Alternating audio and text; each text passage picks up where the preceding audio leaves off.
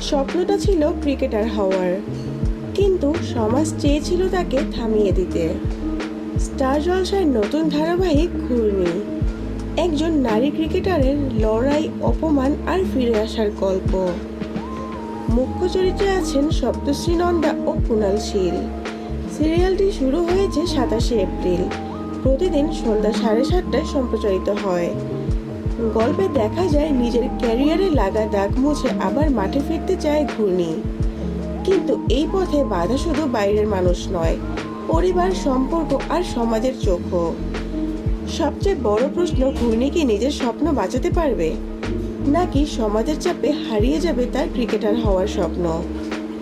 আপনি কি ঘূর্ণি সিরিয়াল দেখেন? তাহলে কমেন্টে অবশ্যই জানাতে ভুলবেন না।